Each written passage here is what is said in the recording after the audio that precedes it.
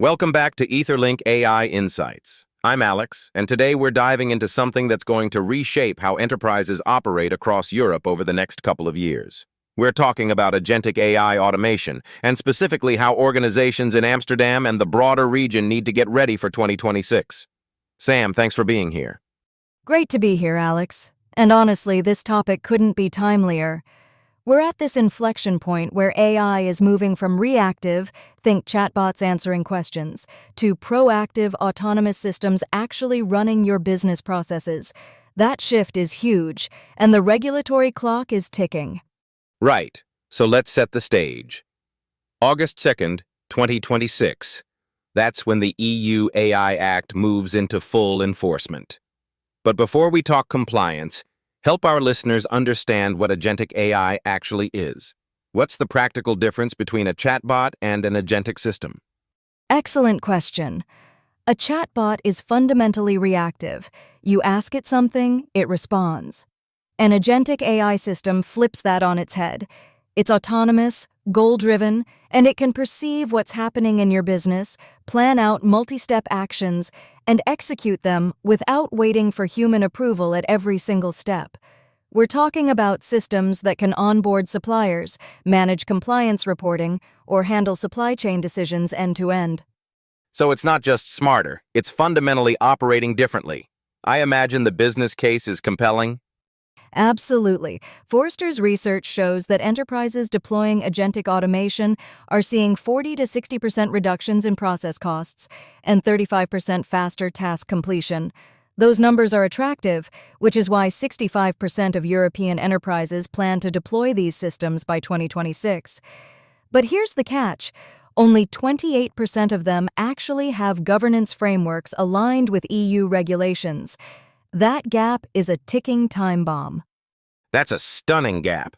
Nearly two-thirds of enterprises chasing the same technology, but most flying without a governance parachute. What happens when an ungoverned agenic system goes wrong? You could face regulatory action, reputational damage, or operational paralysis. An autonomous agent that propagates bias in hiring decisions or misinterprets a compliance threshold could trigger fines or enforcement actions faster than you can say, "We didn't see that coming." And with the EU AI Act coming online, regulators won't be sympathetic to, "We didn't know better." So governance isn't optional. It's foundational. Let's talk about what the EU AI Act actually demands. For someone in Amsterdam running a financial services or pharmaceutical company, what does 2026 look like? The EU AI Act classifies systems by risk level, agentic AI performing autonomous decisions in recruitment, lending, compliance monitoring, or supply chain management typically falls into the high-risk bucket. That triggers mandatory requirements. You need risk assessment documentation before you even deploy, transparency logs of every autonomous decision the system makes, human oversight mechanisms that actually work, data quality and bias monitoring, and, for certain use cases, conformity assessment by third-party notified bodies.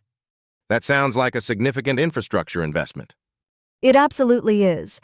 A 2025 European Commission impact assessment found that 58% of Dutch enterprises underestimated compliance costs. We're talking $180,000 to $400,000 per high-risk system just to build proper governance infrastructure. But here's the thing. This isn't bureaucratic overhead. It's the price of defensible, trustworthy automation. So the enterprises that get ahead of this are the ones that see compliance not as a cost center, but as a competitive advantage. How are leaders approaching this? Smart organizations are doing something interesting. They're using compliance as a trust-building mechanism. Instead of treating the EU AI Act as a checkbox, they're designing systems with transparency and human oversight baked in from day one. That actually builds customer and stakeholder confidence, which becomes a differentiator in the market. I want to circle back to something you mentioned earlier, vertical specialization. You said 2026 agents lean toward specialized models, not broad general-purpose systems. Why is that? Because domain expertise matters enormously when an AI system is making autonomous decisions.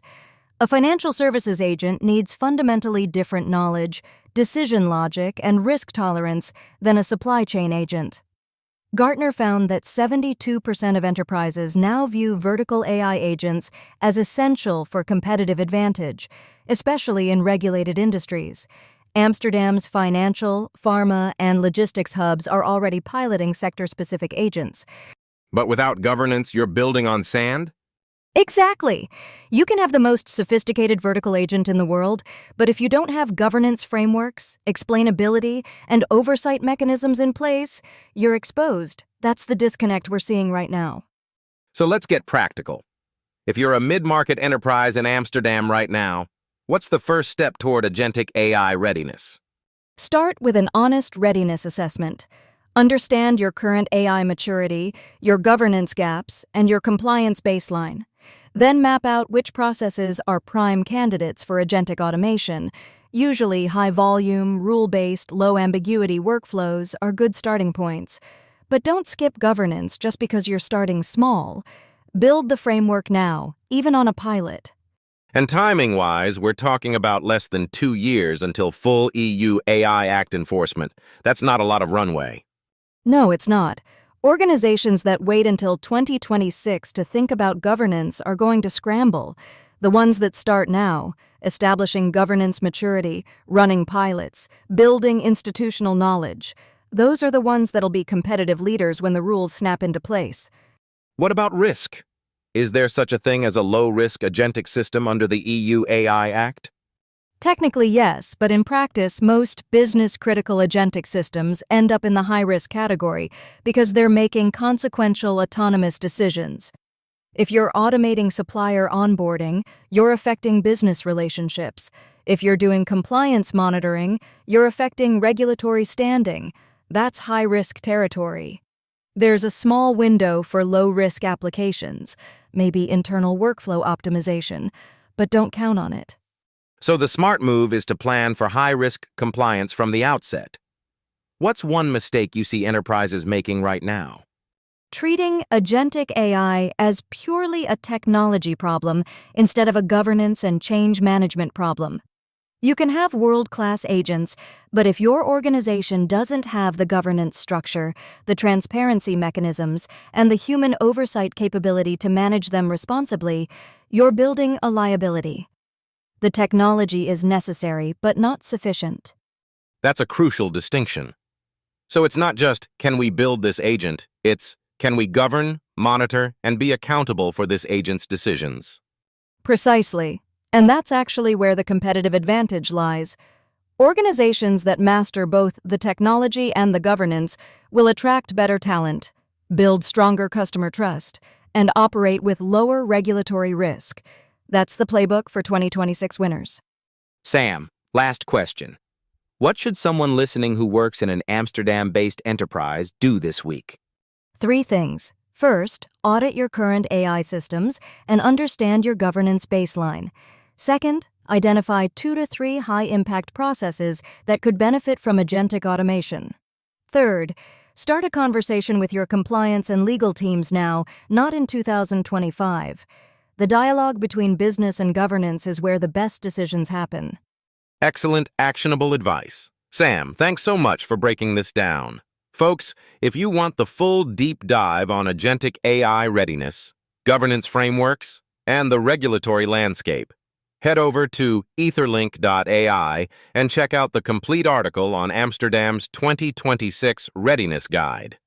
I'm Alex. This has been EtherLink AI Insights, and we'll see you next time. Thanks, Alex. And remember, governance isn't your enemy, it's your competitive advantage. Catch you next episode.